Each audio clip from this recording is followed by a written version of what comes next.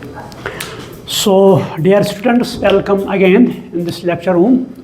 तो आप जानते हैं कि we are discussing this ecology. तो इकोलॉजी में जो हमने टॉपिक डिस्कस किया दैट वाज पॉपुलेशन डेंसिटी।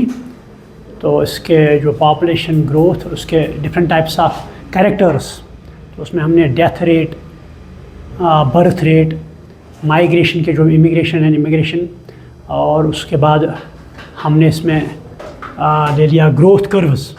तो ग्रोथ कर्व में मैंने पहले जो ग्रोथ कर्व पढ़ाई that is J shaped growth curve, वो हमने कल के लेक्चर में डिस्कस की।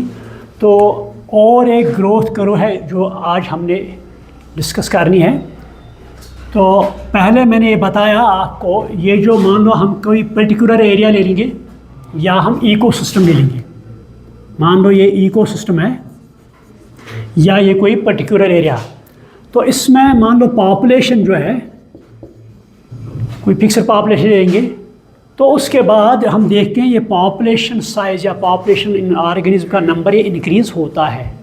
तो अगर इनको हम कुछ factors, first is food, second is called as space, third is called as climatic conditions या क्लाइमेट हम ले लेंगे। ये तीन फैक्टर्स हैं जिन पर पॉपुलेशन ग्रोथ का बढ़ना या घटना डिपेंड करता है, या इन पर डिपेंड करता है। अगर हम फूड मटेरियल किसी इकोसिस्टम में अच्छा रखेंगे तो जाहिर सी बात है जो वहाँ की पॉपुलेशन है, population growth will get increase. Same अगर हम स्पेस, वहाँ इकोसिस्टम में या एरिया में स्पेस एरिया अच्छा खासा हो तो जाहिर सी बात है population growth will get increase. तो अगर क्लाइमेट ले लेंगे, क्लाइमेटिक कंडीशंस, अगर वो इन ऑर्गेनिज्म के लिए फेवर करेंगे, मान लो टेम्परेचर है, रेन या बाकी क्लाइमेटिक कंडीशंस है, they will favour to this ecosystem. तो इस हिसाब से भी इस पॉपुलेशन का ग्रोथ इंक्रीज होगा। अगर यही हम चेक करेंगे, फूड की अवेलेबिलिटी कम करेंगे, स्पेस कम रखेंगे यहाँ पर, या क्लाइमेटिक कंडीशंस हारिश होंगे, तो growth of population that will get decrease. तो मान लो हम यहाँ पर ये पर्टिकुलर इकोसिस्टम जो है, इसमें जब ये पॉपुलेशन इंक्रीज होती है तो इसमें एक कैपेसिटी होती है। ये इकोसिस्टम ले लेंगे, पहले आप समझा करो, इकोसिस्टम ले लेंगे या कोई एरिया ले लेंगे, तो इसमें जब पॉपुलेशन का ग्रोथ इंक्रीज होता है तो कुछ टाइम के बाद ये जो एबिलिटी होती है इसकी कम होती है। तो that ability is called as carrying capacity, that is called as carrying, that is called as carrying capacity। carrying capacity आप ये लिखो, carrying capacity actually it is the ability of an ecosystem। carrying capacity is the ability of an ecosystem which provides good or rich amount of food material या rich amount of the space as well as climatic conditions, so that results increase in population growth। तो किसी हद तक ये increase होगी, है ना, किसी हद तक ये इंक्रीज होगी। तो उसके बाद ये इंक्रीज अब नहीं होगी। मान लो यहाँ पर 1000 पॉपुलेशन थी यहाँ पर, तो फूड हमने दे दिया 2000 का के लिए, तो स्पेस भी 2000 के लिए है, क्लाइमेटिक कंडीशंस भी कुछ हद तक है ठीक। तो यहाँ पर पॉपुलेशन क्या होगी, इंक्रीज इंक्रीज इंक्रीज। तो यहाँ पर फूड जो लिमिट कितने के लिए है, 2000 के लिए, या स्पेस भी 2000 के लिए। तो ये इंक्रीज इंक्रीज हो जाएगी कुछ टाइम के लिए, जब ये फूड अब लिमिट में आएगा, जब स्पेस भी कम होगी, तो उसके बाद ये इतनी इंक्रीज नहीं होगी। तो इस एबिलिटी को हम क्या कहते हैं, कैरिंग कैपेसिटी। आप ही लिखो, carrying capacity of an ecosystem is the ability at which the population growth of a particular area, the population growth of a particular area increases up to certain limit, up to certain limit, then it becomes stationary or constant. It becomes stationary or constant. So this is called as carrying capacity. It is represented by K। यानी जो carrying capacity है इसको हम K से represent करते हैं। अब तो मान लो यहाँ पर दो पैरामीटर्स हैं, one is called as population growth, है ना, पॉपुलेशन साइज ले लेंगे या पॉपुलेशन ग्रोथ ले लेंगे। सेकंड इज टाइम, ये दो पैरामीटर्स है यहाँ पर, अगर हम ग्राफ इनके दरमियान हम प्लॉट करेंगे ग्राफ इनके दरमियान, तो यहाँ पर हम ग्रोथ करो आएगी। मान लो ये हम ले लेंगे 2 पैरामीटर्स, तो यहाँ से हम ले लेंगे population growth PG, population growth इस साइड से, तो इस साइड से क्या ले लेंगे टाइम यानी इस साइड से हम पॉपुलेशन ग्रोथ ये इंक्रीज़ होगा डिक्रीज़ होगा क्या होगा, तो इस साइड से हम ले लेंगे टाइम यानी with in a particular time. देखते हैं हम ये पॉपुलेशन जो साइज़ है पॉपुलेशन ग्रोथ है, अगर हम नेचुरल चक्स नहीं देंगे या देंगे, इसमें पॉपुलेशन ग्रोथ क्या होगा, इंक्रीज़ होगा या डिक्रीज़ होगा। तो अगर हम 2 पैरामीटर्स को प्लॉट करेंगे, यहाँ पर हमें एक कर्व आती है, that is called as growth curve, that is called as growth curve. तो पहले देखते हैं हम, मान लो यहाँ पर कम फूड है, फर्स्ट ले लेंगे हम, food material is low, space भी मान लो कम है, तो ग्रोथ ऑफ पॉपुलेशन क्या होगी, ये कम ही होगी ना। अगर हम फूड मटेरियल कम दे देंगे तो ग्रोथ ऑफ पॉपुलेशन क्या भी होगा, ये कम ही होगा ना, there will be low growth. तो ये पहला फेज़ जो है जिसमें ये ग्रोथ ऑफ पॉपुलेशन जो है या साइज ऑफ पॉपुलेशन जो है ये लो होता है, इसे हम कहते हैं lag phase. This is called as lag phase. In the phase where the growth of population या size of population increase but at low rate, कम रेट में होता है। तो उसके बाद मान लो कैरिंग कैपेसिटी ये इंक्रीज़ करेंगे हम, यानी यहाँ पर अब अवेलेबिलिटी ऑफ फूड, अच्छा फूड दे देंगे इनको, स्पेस भी इंक्रीज़ करेंगे, तो population will get increase tremendously. यहाँ पर पॉपुलेशन ग्रोथ जो होगा ये इंक्रीज़ होगा ट्रमेंडसली। तो इस स्टेज को हम कहते हैं log phase, that is called as log phase, or this also called as exponential phase, exponential phase, exponential phase, या this also called as acceleration phase, क्योंकि आपकी NCERT में दिया गया है ये term, this also called as acceleration, acceleration phase, यानी ये फेस, इसमें जो पॉपुलेशन ग्रोथ है दैट गेट्स इंक्रीज ट्रमेंडसली। तो ये इंक्रीज़ यहाँ पर देखते हैं करो, ग्राफ जो है एट अ टाइम इंक्रीज़ होता है यहाँ पर। तो उसके बाद अब कैरिंग कैपेसिटी जो है ये अब लिमिट में आती है। पहले कम था, ग्रोथ भी कम था, उसके बाद इंक्रीज़ दिया हमने, बेस्ट फूड मटेरियल इनको प्रोवाइड किया, स्पेस की, तो यहाँ पर ट्रमेंडस ग्रोथ हुआ, तो पॉपुलेशन जो कर्व भी है ये भी इंक्रीज़ हुई। तो उसके बाद जो कैरिंग कैपेसिटी है अब इसका लिमिट आया यहाँ पर अब फूड कम है, फूड मटेरियल, स्पेस भी कम है, तो यहाँ क्या होगा, डिक्लाइन है ना। यहाँ पर अब मान लो यहाँ पर इस एरिया में पहले कैरिंग कैपेसिटी बहुत अच्छा था, तो पॉपुलेशन ग्रोथ भी इंक्रीज़ हुआ। अब हम फूड मटेरियल डाउन करेंगे, स्पेस भी कम करेंगे, तो यहाँ पर अब पॉपुलेशन ग्रोथ इंक्रीज नहीं होगी, so it will show decline, here it will show decline. जब decline, so this is called as, here this is called as, यहाँ पर डिक्लाइनिंग फेस और डिक्लेरेशन और डी एक्सेलरेशन लेंगे हम, deceleration, deceleration phase, यानी या decline face हम ले लेंगे, डिक्लाइन, यानी यह इस फेस पर जो कैरिंग कैपेसिटी है या अवेलेबिलिटी ऑफ फूड मटेरियल है, अवेलेबिलिटी ऑफ स्पेस है, अब ये यहाँ पर इनकी लिमिट आई, यहाँ पर कम है अब, तो यहाँ पर अब population growth it will be get decline. तो this is called as deceleration phase, this called as declining phase.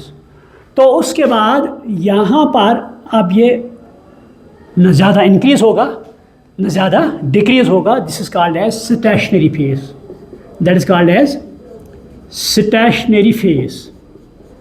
तो यहाँ पर 4 फेज आ गए, one is called as lag phase, low growth population growth, log phase, high growth population, then declining phase, so then stationary phase. So यहाँ पर हम देखते हैं ये जो ग्रोथ करो अब ले लेंगे, इसकी शेप जो है इट रिजेंबल्स विद एस, जैसा एस लगता है या इसकी शेप क्या है अब एस शेप। सो इस ग्रोथ को हम कहते हैं एस शेपड ग्रोथ करो, यानी दिस ग्रोथ करो जो है यहाँ पर, this is called as S shaped growth curve, या हम इसे और एक नाम देते हैं, this also called as Verhulst Pearl PEARL logistic growth curve, Verhulst पीरल largest growth करूँ। तो कभी कभी एग्जाम में आ सकता है आपको क्वेश्चन एक्सप्लेन दिस, वहाँ तो ये जे शेप्ड ग्रोथ करो नहीं आएगा सवाल, तो वहाँ पर मान लो ये वर्हेलेस्ट पीरल लार्जेस्ट ग्रोथ करो, इसको एक्सप्लेन करो। तो उसको आपको याद होना चाहिए, जो जे शेप्ड ग्रोथ करो है इसको और एक नाम है। This is also called as sigmoid, it is also called as sigmoid growth curve, चाहे हम एस शेप्ड ग्रोथ करो इसे कहेंगे, या सिग्मॉइड ग्रोथ करो कहेंगे, या वर्हेलेस्ट पीरल लार्जेस्ट ग्रोथ करो हम कहेंगे। अब तो इसके लिए एक फार्मूला है कि किस तरह हम इस पॉपुलेशन ग्रोथ या पॉपुलेशन डेंसिटी हो, किस तरह हम इसको काउंट करेंगे या डिटरमाइन करेंगे। इसके लिए एक पॉपुलेशन है dN/dt, N is for population density. अगर आपको याद होगा पहला लेक्चर जब मैंने दे दिया तो वहाँ पर मैंने पॉपुलेशन डेंसिटी बताया। तो population density refers to number of organisms in a particular area. For example ये एरिया ले लेंगे या एक गाँव ले लेंगे या कोई एरिया ले लेंगे, तो इस एरिया में पॉपुलेशन जो है ऑर्गेनिज्म कितना है in a particular time, that is called as population density. So DN for population density, T is for time, क्योंकि टाइम हमने ज़रूरी रखना है कि कितने टाइम में पॉपुलेशन ग्रोथ या इंक्रीज हुआ या डिक्रीज हुआ। So this is equal to RN into K minus N/K। ये इसके लिए फार्मूला है, dN/dt is equal to RN K minus N/K। तो यहाँ पर जो ये R है this is called as intrinsic natural increase, intrinsic natural increase. अगर आपको याद होगा जब मैंने पहले जो पॉपुलेशन डेंसिटी पढ़ाई वहाँ पर मैंने बताया, मान लो यहाँ पर पॉपुलेशन है PN पॉपुलेशन डेंसिटी, तो ये पॉपुलेशन डेंसिटी 4 फैक्टर्स पर डिपेंड करती है। 1 is birth rate, 2nd is death rate, 3rd is immigration E से, 4th इज़ इमिग्रेशन I से। माइग्रेशन आपने पढ़ा होगा। Migration actually it is a process in which organisms either they leave their habitat to another habitat or they come to specific habitat from other habitats। मान लो ये habitat एक है या area है, तो दूसरे इलाके से पॉपुलेशन या ऑर्गेनिज्म आए वो यहाँ पर सेटल हुए, तो इसकी पॉपुलेशन यहाँ पर क्या होगी, इंक्रीज और डिक्रीज, इंक्रीज होगा ना, तो इसको हम प्लस यहाँ करेंगे। Birth rate it will also result increase. अब इस हैबिटेट से या एरिया से कुछ लोग यहाँ से चले गए दूसरे एरिया में, तो पॉपुलेशन क्या होगी यहाँ पर, डिक्रीज, तो इसको हम माइनस। इनमें से डेथ भी होगी तो उसको हम कहेंगे, है ना, तो उस वक्त हम कहते हैं जो population density NI + T is equal to B + I minus D + E। क्या लिखते हैं, B + I minus D + E। B क्या है यहाँ पर, बर्थ रेट, I क्या है, इमिग्रेशन। इनको हम काउंट करेंगे, इससे पॉपुलेशन डेंसिटी इंक्रीज होगी। D is for death rate, E for immigration.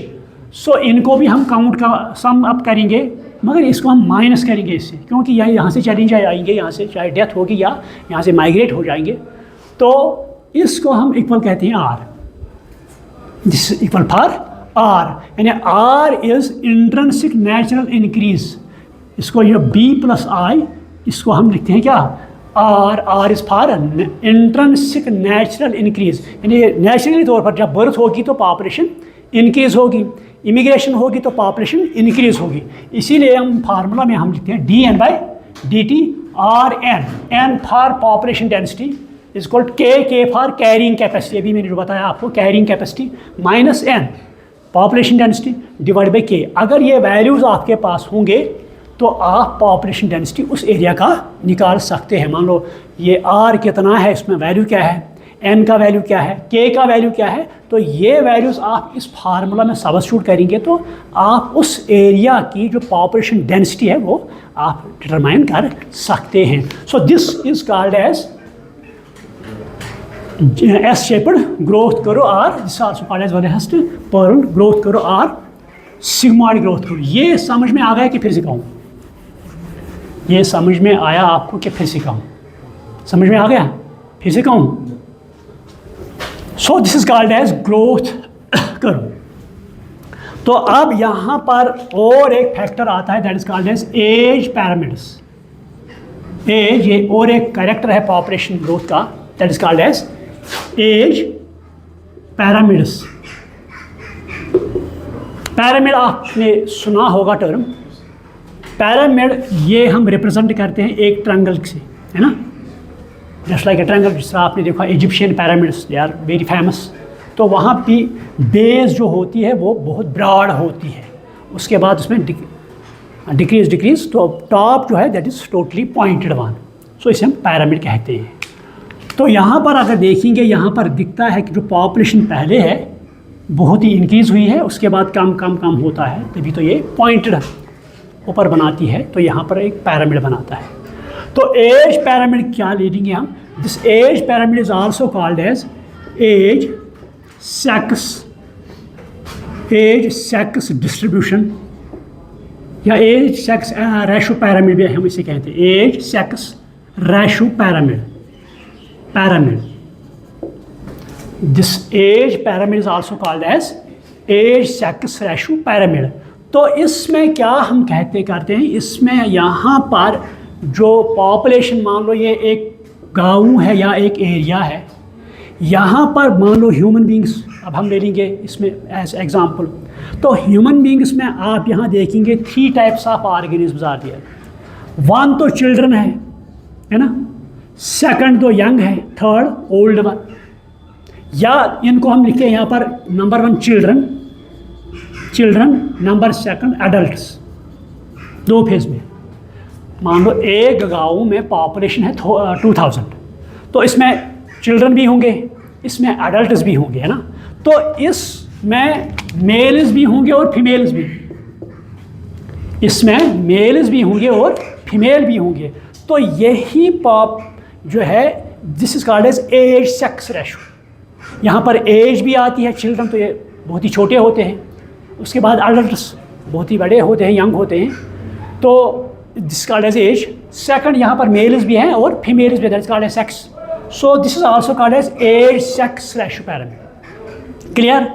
तो इसको हम किस तरह डिफाइन करते हैं, यहाँ पर ये it refers to graphical representation. Graphical representation यानी कि यहाँ पर हम डायग्राम से नहीं बना सकते हैं। मान लो हमें किसी पर्टिकुलर एरिया गाँव की पॉपुलेशन एज सेक्स रेशो बताना है, तो यहाँ पर हम डायग्रामेटिक तौर पर नहीं इसको रिप्रेजेंट कर सकते हैं, बल्कि ग्राफिकली हम कोई पैरामीटर लेते हैं that is called as graphical representation. Graphical representation of age sex ratio distribution and it is defined after syllabus. Age pyramids are defined as the graphical representation of age sex ratio distribution। इसमें हम distribute करते हैं क्या, कौन चीज़, एक तो as के एतबार से, दूसरा सेक्स के एतबार से। So this called as age pyramids. यहाँ पर किस तरह हम रिप्रेजेंट करते हैं, आप देखो ये बोर्ड की तरफ। मान लो ये एक ट्रायंगल है या पैरामिड, यहाँ पर एक तो एज के एतबार से हम इसको डिस्ट्रीब्यूट करते हैं। एज के एतबार से हम यहाँ पर लिखते हैं नंबर 1 प्री रिप्रोडक्टिव यानी 3 स्टेज में हम इस डिवाइड करते हैं ऑर्गेनिज्म को। 1 is called as pre reproductive यानी pre reproductive are those organisms which are not able to give gametes और which are not able to produce young ones और which are unable to give births. ये अभी birth देने के काबिल नहीं है, इसमें अभी गैमेट्स नहीं बने हैं, तो इनको कहते हैं क्या हम प्री रिप्रोडक्टिव। दूसरा इसमें हम लिखते हैं reproductive.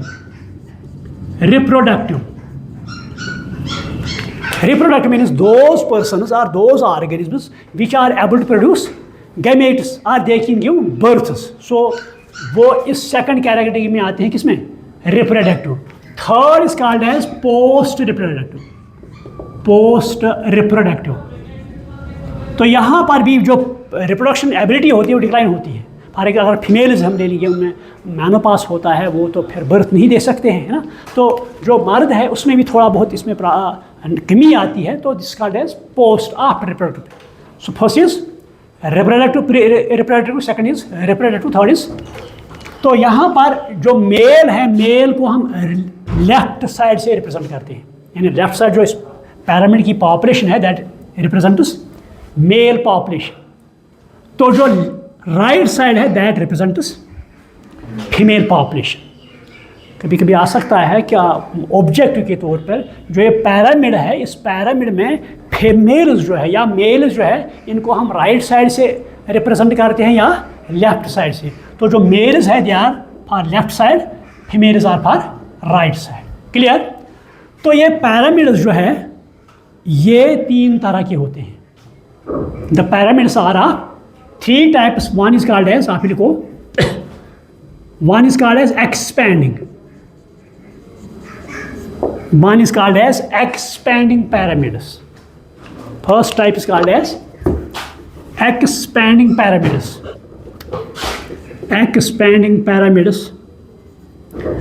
Second is called as stationary, or these are also called as stable. These are also called as stable pyramids. Third type that is called as decline pyramids.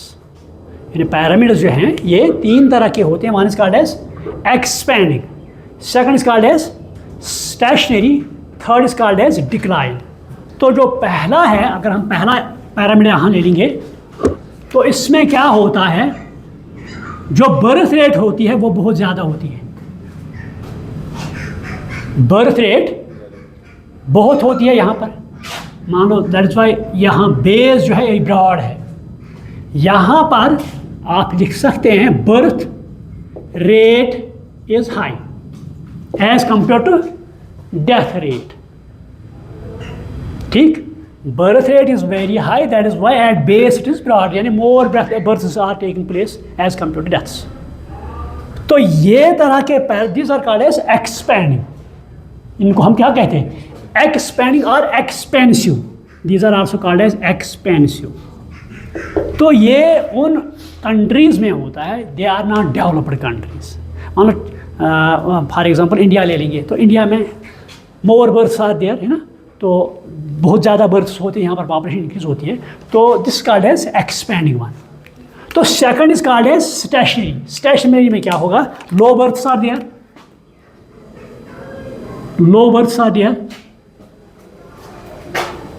नहीं सॉरी, यहाँ पर stationary में क्या, this also called as stable. Stable में birth rate will be low as well as death rate will be low. दोनों, birth rate भी कम होगी यहाँ पर, डेथ रेट भी कम होगी। तो यहाँ पर बेस ब्रॉड नहीं होगी, ठीक है। उसके बाद ये ब्रॉड बनती है जस्ट लाइक दिस। फिर से ये यहाँ पर एक मटका जैसा बना देता है। So this type of pyramid is called as stationary और स्टेबल। यानी दैट पैरामिड वायर्स जो बर्थ रेट कम होती है यहाँ पर और डेथ रेट भी कम होती है, तो इस कंट्री की पॉपुलेशन कम ही होगी। फॉर एग्जाम्पल डेवलप्ड कंट्रीज हम ले लीजिए, तो वहाँ पर वो बहुत ज़्यादा कंट्रोल करते हैं बर्थ रेट पर, तो उसके बाद स्ट्रेस देते हैं हेल्थ इश्यूज़ पर बाकी, तो वहाँ पर वो स्टेबल पैरामिड बनता है। Next is called as declining, then there is called as declining. तो डिक्लाइनिंग में क्या होता है? Death rate is more as compare to birth rate. यहाँ पर आप लोग death rate is greater than birth rate. Birth होंगे लेकिन वो ज़्यादा उससे ज़्यादा, क्योंकि यहाँ पर हेल्थ इश्यूज़ होंगे या बाकी, तो डेथ रेट ज़्यादा होगी इसमें, तो this called as declining one. So these are called as three types of pyramids, or these are called as age pyramids. So one is called as expanding, second is called as stationary, and then the third is called as declining pyramids. तो ये population के characters थे। तो उसके बाद second topic यहाँ पर जो आता है,